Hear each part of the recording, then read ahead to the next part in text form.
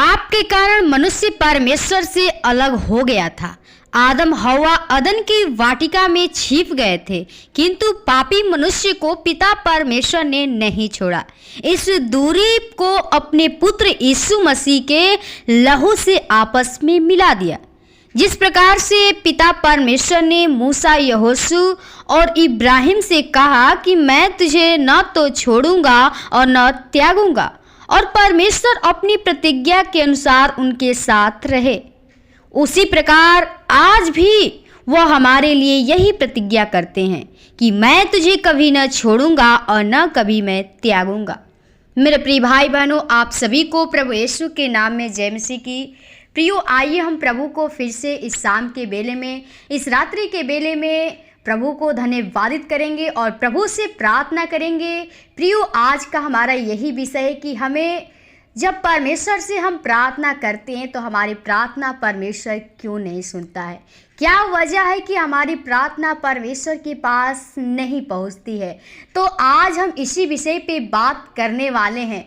तो आइए हम प्रभु के एक वचन के द्वारा सीखेंगे कि प्रभु हमें इस रात्रि के बेले में क्या सिखाना चाहता है, हमें कैसे समझाना चाहता है, उसके भेद को हम कैसे समझ पाएँ। तो एक वचन पढ़ेंगे, भजन संहिता 120 अध्याय का एक पद में लिखा है कि संकट के समय मैंने यहोवा को पुकारा और उसने मेरी सुन ली। आमीन।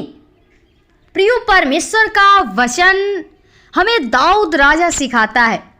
जो दाऊद है परमेश्वर से सहायता के लिए प्रार्थना करता है, जो बहुत ही उस संकट में पड़ा रहता है। लेकिन जब वो संकट में पड़ा रहता है तो परमेश्वर यीशु मसीह से प्रार्थना करता है तो उसकी सुन लेता है। क्यों सुन लेता है? और एक जगह और कहता है कि संकट के समय मैंने तुझे पुकारा और तू मुझसे दूर खड़ा रहता है। क्यों? प्रियो, कहता है कि हे परमेश्वर, तूने मुझे क्यों छोड़ दिया है। प्रियो, हम परमेश्वर पे विश्वास करते हैं, भरोसा करते हैं, उसके चर्च में भी जाते हैं। लेकिन प्रियो, हमारे जीवन में ऐसा क्या वजह होता है कि कभी कभी परमेश्वर हमारी प्रार्थना को नहीं सुनता है।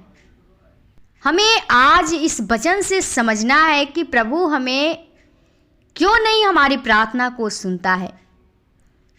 क्योंकि प्रियो, हमारे जीवन में वो जो पाप रहता है, पाप के कारण परमेश्वर हमें छोड़ देता है, जो हम उससे अलग हो जाते हैं। क्योंकि जब आदम हवा ने पाप किया तो परमेश्वर ने उसे अदन वाटिका से अलग कर दिया, निकाल दिया, छोड़ दिया।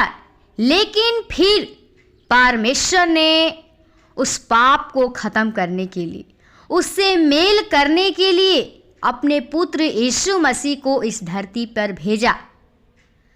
तो प्रियो, जब हमारे जीवन में अगर पाप हो जाए और हम परमेश्वर के सामने पश्चाताप नहीं करते हैं, प्रभु से प्रार्थना करते हैं और अपने पापों को अंगीकार नहीं करते हैं कि हम पापी हैं, तो परमेश्वर हमारी प्रार्थना को नहीं सुनता है। क्योंकि प्रियो, परमेश्वर हमें इसीलिए छोड़ देता है क्योंकि हम लोग का जीवन पापी बन चुका है। हम लोग पाप करते जाते रहते हैं और सोचते हैं कि हमारा परमेश्वर प्रार्थना क्यों नहीं सुना है। हम परमेश्वर को झूठे दोषी ठहराते हैं, परमेश्वर को दोषी ठहराते हैं और कहते हैं कि परमेश्वर हमें छोड़ दिया है। लेकिन नहीं प्रियो, परमेश्वर नहीं छोड़ता है, क्योंकि आप खुद उसके आज्ञा का उल्लंघन करते हैं। इसीलिए परमेश्वर छोड़ता है, क्योंकि परमेश्वर छोड़ने के लिए नहीं, वो तो हम लोग का जो जीवन नाश हो रहा था, उस पाप के दलदल में हम लोग फंस गए थे, जीवन नाश होने वाला था, उसमें से निकालने के लिए परमेश्वर ने अपने पुत्र यीशु मसीह को भेजा। प्रियो, परमेश्वर नहीं छोड़ता है। अगर आप जिस दिन पवित्रता के साथ परमेश्वर के अनुसार चलने लगेंगे, उसके बताए हुए मार्ग के अनुसार चलने लगेंगे, तो परमेश्वर आपको कभी नहीं छोड़ता है, आपकी प्रार्थना को जरूर सुनेगा। क्योंकि जो दाऊद राजा था वो पहले बहुत ही पाप कर चुका था। जब मनुष्य पाप कर चुकता है तो परमेश्वर उसकी प्रार्थना नहीं सुनता है, क्योंकि परमेश्वर उस पाप से क्रोधित होता है, घृणा करता है। जिसके जीवन में वो पाप रहती है परमेश्वर उससे जलन रखता है, उसकी प्रार्थना को नहीं सुनता है।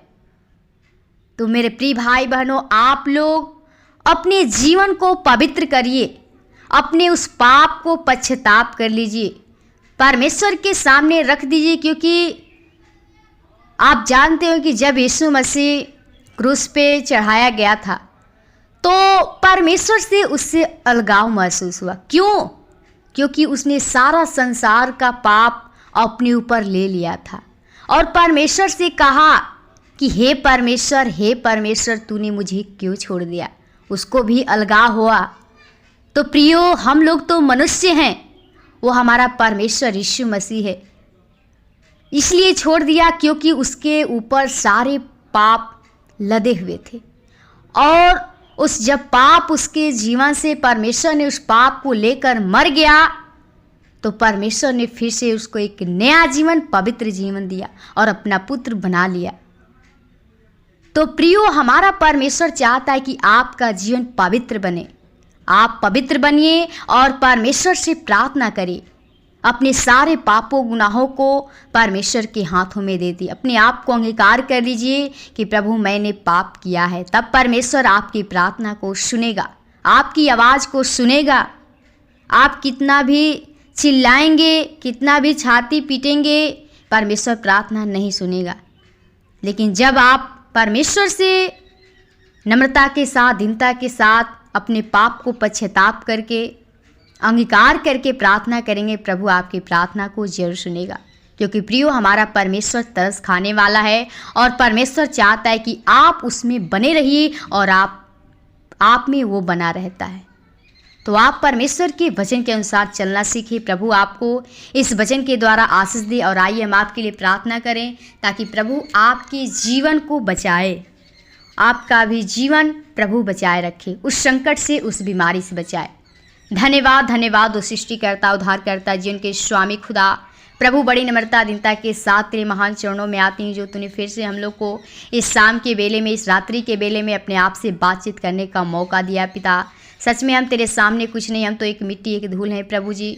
हम पापी मनुष्य खुदा, अगर तेरी अनुग्रह, तेरी दया कृपा नहीं होती तो आज कब के हम लोग मर मिट गए होते। खुदा, धन्यवादित करती हूँ हमारे प्रियजनों के लिए जो भाई बहन तेरी उपस्थिति में बैठे हैं, तेरी प्रार्थना को सुन रहे हैं प्रभु, तेरे वचन को सुन रहे हैं प्रभु। चाहते हर एक के जीवन में प्रभु ओ तेरा वचन कार्य करने पाए प्रभु, जिसके जीवन में वो पाप हुए प्रभु जी। हम जानते प्रभु सारा संसार पापी मनुष्य है खुदा।